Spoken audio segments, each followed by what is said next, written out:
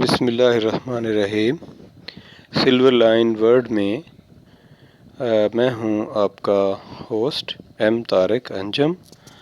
آج کی اس ویڈیو میں ہم ایکسپلینیشن کریں گے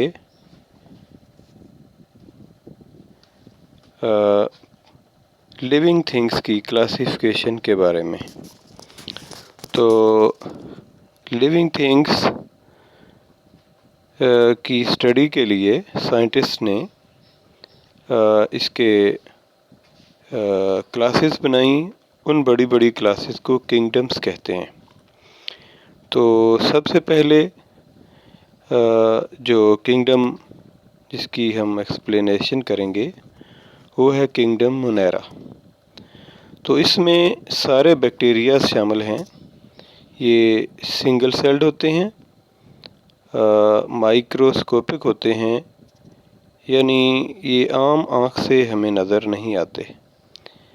سنگل سیلڈ ہوتے ہیں، ان کا سارا باڈی ایک ہی سیل سے بنا ہوتا ہے۔ ہمارے ارد گرد ہر جگہ پر آل اراؤنڈ اس یہ پائے جاتے ہیں۔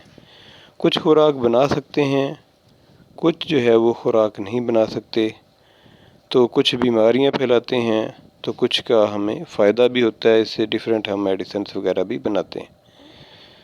تو اس کے بعد اگلی جو کلاس ہوگی، اگلی جو کنگڈم ہے اس کا نام ہے کنگڈم پروٹسٹا۔ تو کنگڈم پروٹسٹا جو ہے اس میں یونی سیلولر جاندار بھی ہیں، ملٹی سیلولر بھی ہیں، اور کلونیل یعنی کالونی بنا کر رہنے والے جاندار بھی ہیں۔ تو ان کو الجی کا نام دیا جاتا ہے۔ ان میں کلوروفل موجود ہوتے ہیں، یہ اپنی خوراک خود بنا سکتے ہیں، اور اس کی اگزامپل ہے یوگلینا، سپائروجائرا، وولواکس وغیرہ۔ تو یہ اس کی اگزامپلس ہیں۔ اس کے بعد اگلی جو کنگڈم ہے اس کا نام ہے فنجائی۔ تو فنجائی بھی یونی سیلولر بھی ہو سکتے ہیں، ایک سیل والے بھی، ملٹی سیلولر ایک سے زیادہ سیل والے بھی ہوتے ہیں، فلامنٹس یعنی فلامنٹ کی طرح کا ان کا باڈی بھی ہوتا ہے۔ یہ اپنی فوڈ خود نہیں بنا سکتے کیونکہ ان کے اندر کلوروفل نہیں ہوتا۔ یہ موئسٹ جگہوں پر یعنی نمی والی جگہوں پر پائے جاتے ہیں، اور یہ ڈیڈ میٹر سے خوراک حاصل کرتے ہیں۔ یعنی یہ جو ڈیڈ میٹر گلتا سڑتا ہے، یہ نہیں فنجائی کی وجہ سے گلتا سڑتا ہے، اور جب ڈیڈ میٹر گلے سڑے گا تو فنجائی کو خوراک ملے گی۔ انہی کی وجہ سے گلنے سڑنے کا عمل ہوتا ہے۔ تو اس کے فائدے بھی ہیں کچھ، اور کچھ اکثر جو ہیں وہ بیماریاں بھی پھیلاتے ہیں۔ ایگزامپلز ان کی ہوئی یسٹ، مشرومز، رائزوپس، پف بالز۔ تو اگلی کنگڈم جو ہے وہ پلانٹس ہے، پلانٹی کنگڈم پلانٹی اس کا نام۔ تو آل پلانٹس، سارے پلانٹس جو ہیں اس کنگڈم کے اندر شامل ہیں۔ تو اس میں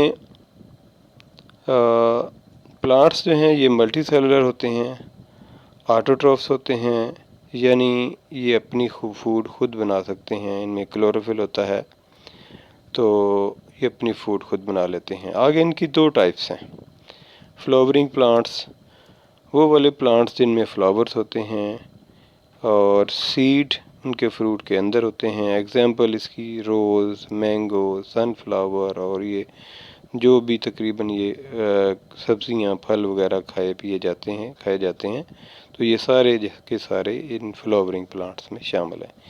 اس کے بعد نان فلاورنگ پلانٹس، تو جیسا کہ نام سے ظاہر ہے، ہیو نو فلاورز، ان کے کوئی فلاور نہیں ہوتے۔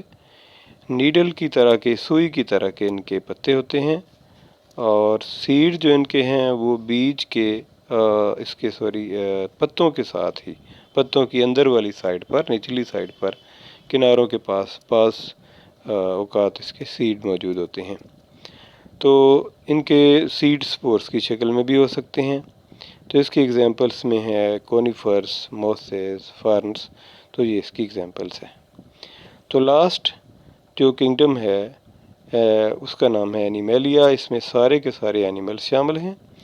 یہ ملٹی سیلولر ہوتے ہیں، اپنی فوڈ خود نہیں بنا سکتے، ان کی بھی دو ٹائپس ہیں۔ سب سے پہلی آ جاتی ورٹیبریٹس۔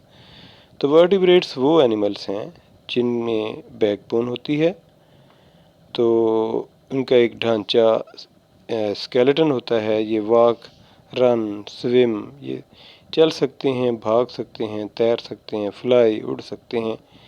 تو اس کی ایگزامپلس ہوگی ہیومن، برڈ، فش، فراگس۔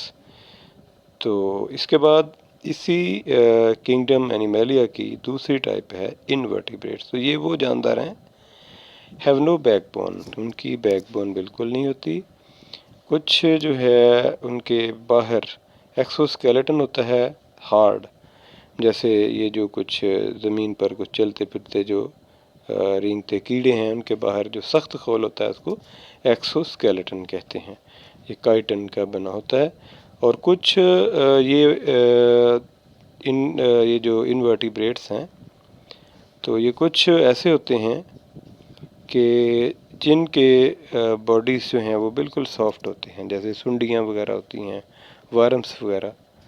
تو یہ ایگزامپلس اس گروپ کی آگی انسیکٹس، کیڑے مکوڑے، worms, jelly fish, octopus, star fish, crabs, تو یہ ان کی ایگزامپلس ہوگی۔ تو یہ تھا آج کا لیسن۔ اس میں ہم نے تفصیل سے پڑھا کہ لیونگ تھنگس جو ہیں ان کی کتنی کنگڈمس ہیں، اور ہر کنگڈم کی ہم نے ہلکی ہلکی سی تفصیل پڑھی۔ تو آج کا لیسن ختم ہوا۔